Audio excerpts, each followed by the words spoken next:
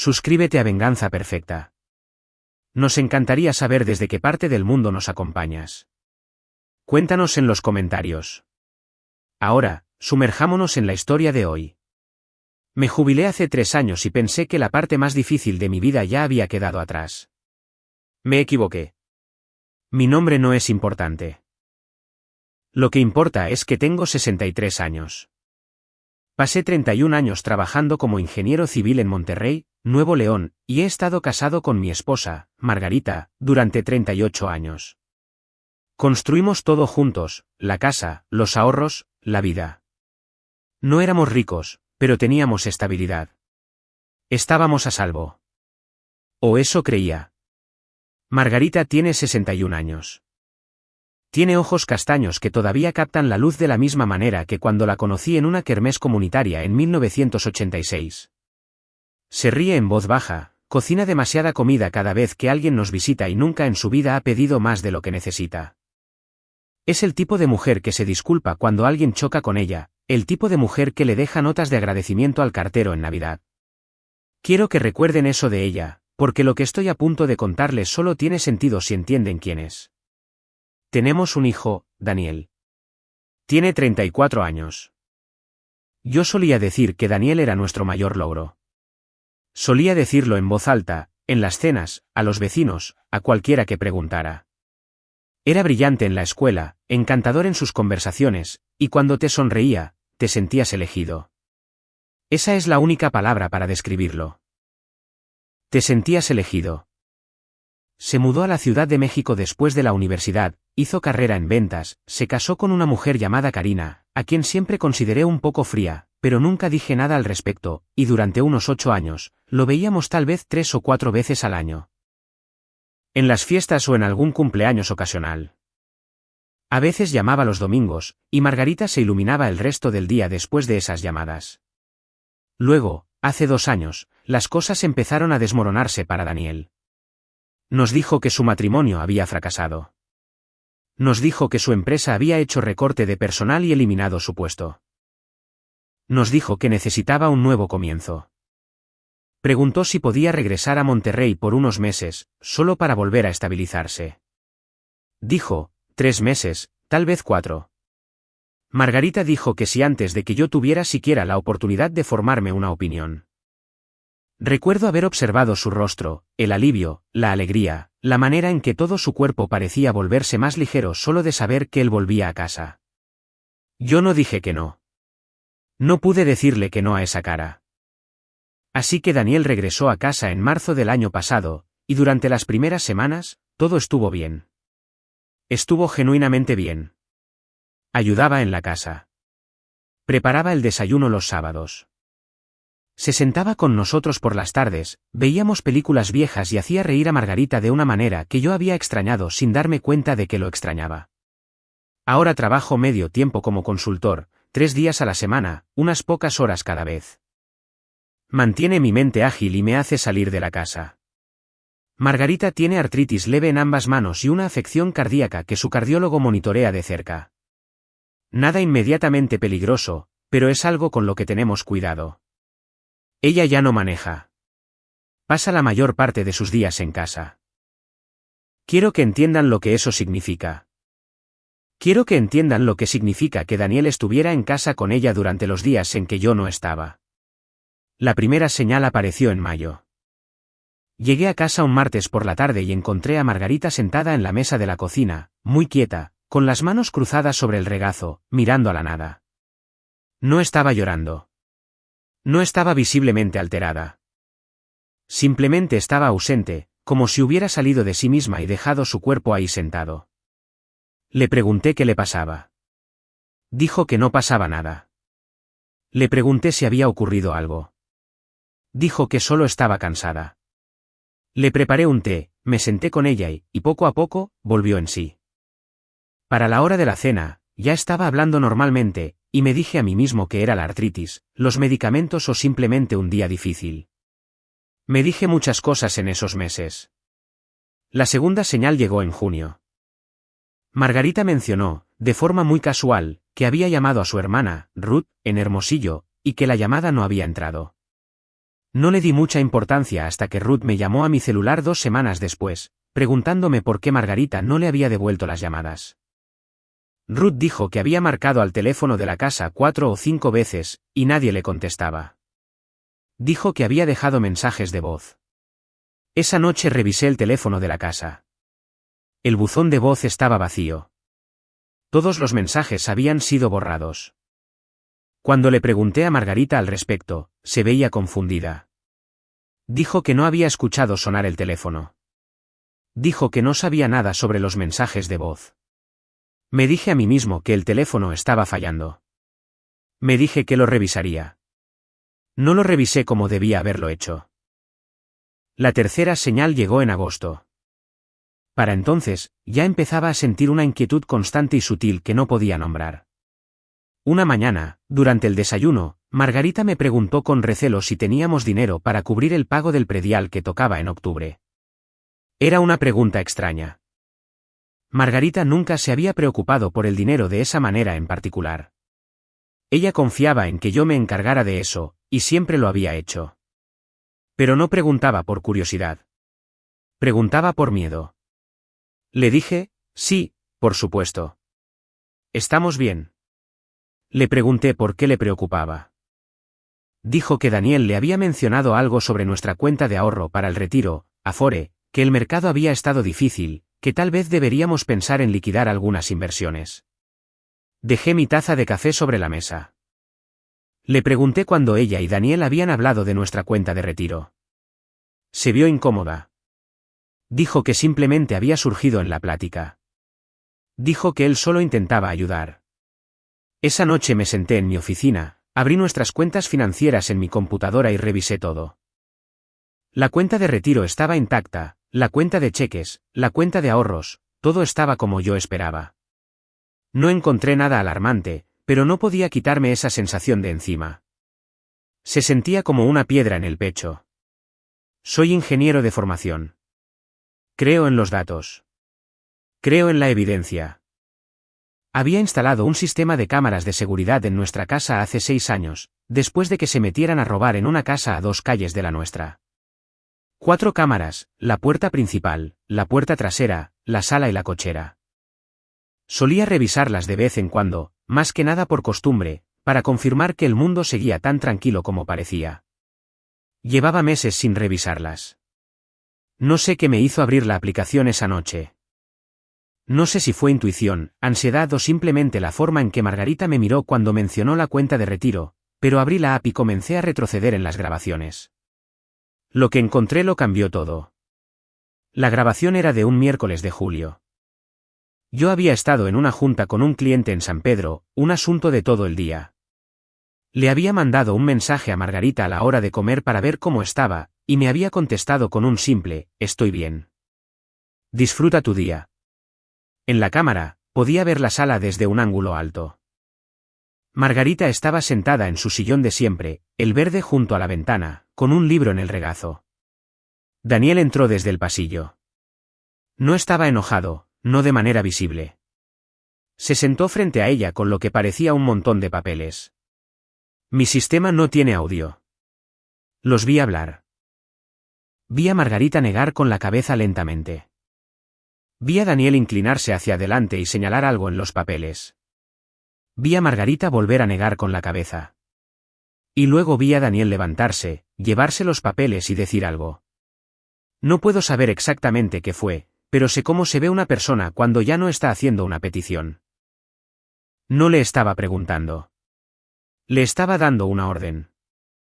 Margarita se quedó muy quieta después de que él salió de la habitación. Pasó mucho tiempo antes de que volviera a leer su libro. Retrocedí más. Un lunes de junio. Yo había estado en la oficina. Margarita estaba en la cocina, y Daniel entró y se sentó en la mesa con su laptop. Hablaron. Luego Daniel giró la laptop hacia ella. Ella la miró. Se echó para atrás. Él se la acercó más. Ella la miró de nuevo y luego se levantó, fue hacia el fregadero y se quedó allí, de espaldas a él. Por la postura de sus hombros, pude ver que estaba llorando o haciendo un gran esfuerzo por no hacerlo. Él cerró la laptop y salió de la cocina sin mirarla. Me quedé en mi oficina hasta pasada la medianoche viendo las grabaciones. Vi a Margarita contestar el teléfono de la casa a principios de julio, hablar un momento, y luego vi a Daniel entrar y quitarle el teléfono de la mano, no con violencia, pero sí con firmeza, y colgar la llamada él mismo. Margarita se quedó ahí de pie viéndolo hacerlo. No protestó. Vi a Daniel revisar la bolsa de Margarita un jueves por la mañana en julio mientras ella se bañaba. Sacó su tarjeta de débito, la miró, la sostuvo un momento y luego la volvió a guardar. No tomó nada, pero la miró como un hombre que está decidiendo algo. Vi, un viernes por la tarde, a Daniel hablando por teléfono en la cochera durante mucho tiempo. No tengo grabaciones con audio, pero lo vi caminar de un lado a otro, manotear, y en un momento dado, presionarse los ojos con la mano de una forma que parecía desesperación, frustración o ambas cosas. No dormí esa noche. Quiero ser honesto con ustedes sobre lo que sentí, porque creo que importa. No solo sentí enojo. El enojo habría sido más sencillo. Lo que sentí fue una especie de duelo para el que no tenía marco de referencia, un duelo que venía de mirar a mi hijo, a quien yo había enseñado a andar en bicicleta en la entrada de esta misma casa, con quien me había sentado en urgencias cuando se rompió la muñeca a los 13 años.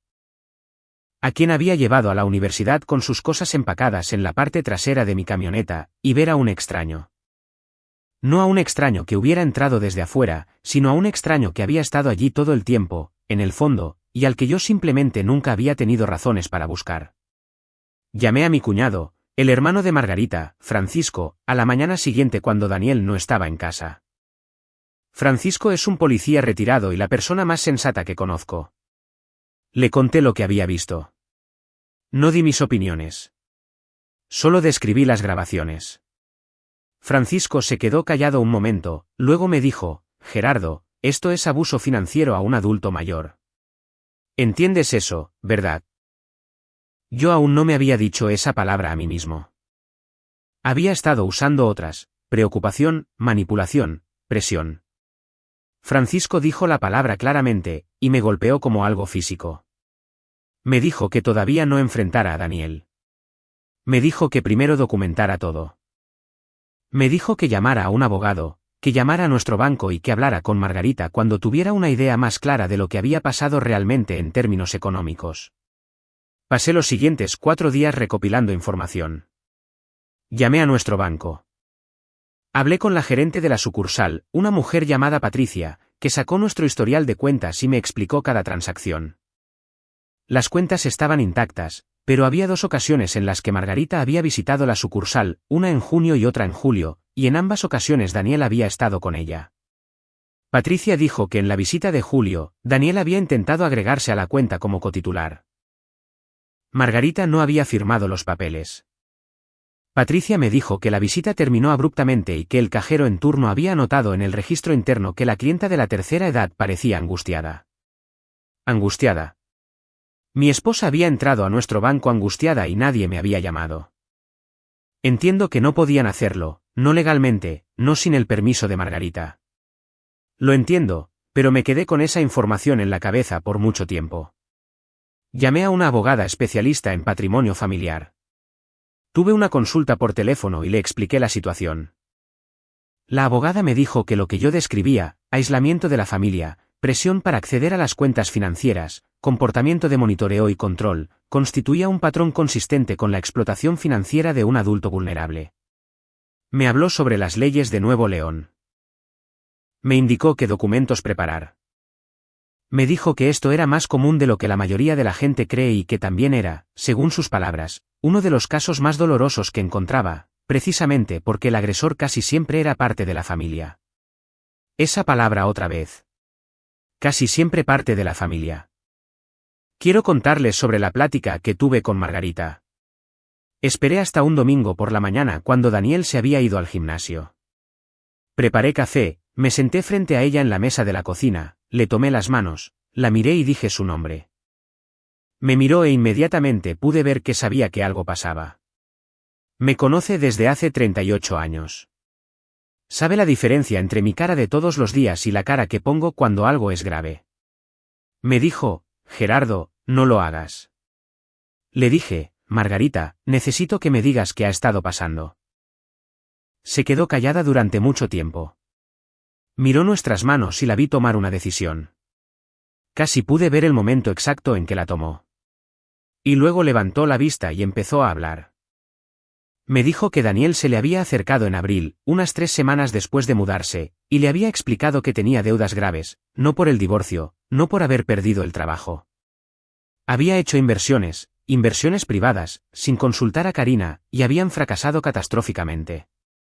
Le debía dinero a personas que él describió como prestamistas privados. Le dijo que tenía miedo. Le dijo que sentía vergüenza.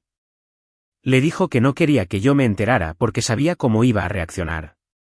Margarita le había creído. Por supuesto que le había creído. Era su hijo, estaba asustado, y ella es la mujer que le deja notas de agradecimiento al cartero. Le había pedido que no me lo dijera. Le había dicho que podían manejarlo discretamente entre ellos, que todo lo que necesitaba era acceso a una pequeña parte de nuestros ahorros, solo un préstamo, lo llamó él, un préstamo que pagaría, que nadie tenía que enterarse y que todo estaría bien. Margarita había dicho que no. Había dicho que no la primera vez, la segunda y la tercera, pero Daniel había seguido insistiendo, y cada vez que lo hacía se parecía un poco menos a un hijo pidiendo un favor y un poco más a otra cosa.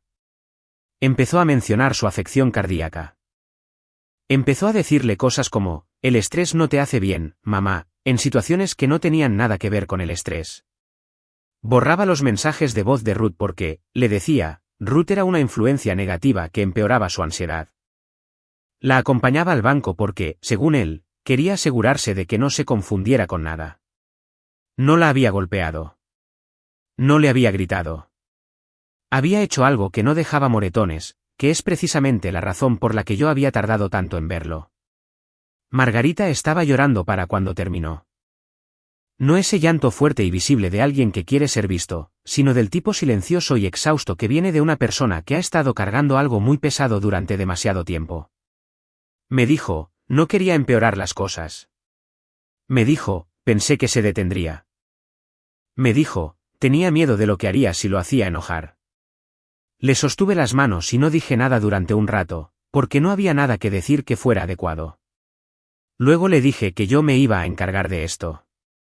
Le dije que ya no tenía que tener miedo. Le dije que no había hecho nada malo. Y dije cada palabra en serio. Daniel regresó del gimnasio unas 2 horas después. Yo estaba sentado en la sala, no estaba leyendo, ni viendo la tele, simplemente sentado. Entró, me miró y algo en mi cara debió haberle comunicado lo que estaba pasando, porque se detuvo en la puerta. Me dijo, papá, ¿qué pasa? Le dije que se sentara. Se sentó. Le dije que lo sabía todo. Le hablé de las grabaciones de las cámaras. Le hablé del banco. Le hablé de mi plática con Margarita. Hablé con calma, con claridad, y no levanté la voz. No confesó de inmediato. Intentó durante unos 10 minutos darle la vuelta a lo que había pasado. Dijo que yo había malinterpretado las cosas. Dijo que Margarita estaba confundida, que su memoria no era de fiar, que yo estaba haciendo acusaciones basadas en vídeos sacados de contexto. Dijo que yo siempre había sido un controlador y que esto era solo un ejemplo más de mi falta de confianza en él. Lo dejé terminar. Luego le dije que ya había hablado con una abogada. Le dije que ya había hablado con nuestro banco. Le dije que tenía copias de todas las grabaciones guardadas en 3 lugares diferentes, y que tenía una declaración por escrito de Margarita, la cual ella había accedido a dar.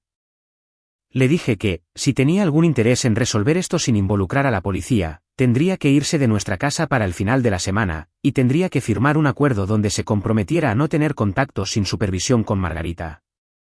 Sus excusas pararon. Me miró durante un largo rato y luego dijo algo que no olvidaré. Dijo, no tienes idea del tipo de problemas en los que estoy metido. Le respondí, eso ya no es mi problema. Salió de la sala. Subió las escaleras. Me quedé donde estaba. Se fue de la casa a la mañana siguiente. Subió sus cosas a su coche mientras yo lo observaba desde la puerta. No me miró cuando salió en reversa por la cochera. No se despidió de Margarita. Ella lo observaba desde la ventana de arriba. Lo sé porque la vi ahí cuando miré hacia arriba. Ella solo lo miraba. No sé lo que sentía. Creo que probablemente era algo que no tiene un nombre claro. Presenté una denuncia formal ante la Procuraduría de la Defensa del Adulto Mayor, DIF. La abogada me ayudó a estructurar la documentación y a presentarla correctamente. También reporté el incidente a la División de Fraudes y Abuso a Adultos Mayores de nuestro banco, y marcaron el intento de Daniel de acceder a la cuenta para sus propios registros. Las autoridades abrieron una investigación. No voy a entrar en cada detalle de ese proceso porque aún sigue en curso, pero les diré que la documentación, las grabaciones de las cámaras, los registros del banco y la declaración por escrito fueron suficientes para que la investigación procediera con seriedad. Francisco vino desde Saltillo y pasó una semana con nosotros. Llevó a Margarita a almorzar. Vio programas malos de televisión con ella por las tardes. La trató con la delicadeza particular de alguien que entiende que una persona puede estar lastimada de maneras que no son inmediatamente visibles. Margarita empezó a ir a terapia. Su cardiólogo le ajustó uno de sus medicamentos después de evaluar cómo los últimos meses habían afectado su salud física.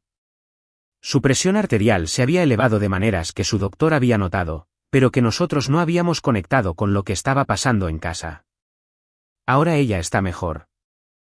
Se los dirá ella misma si le preguntan, está mejor. Pero a veces la observo en la mesa de la cocina, junto a la ventana, en el fregadero, y veo una pequeña actitud a la defensiva que antes no estaba ahí. Revisa las salidas. Tiene una conciencia de la habitación que antes no tenía. ¿Lo noto?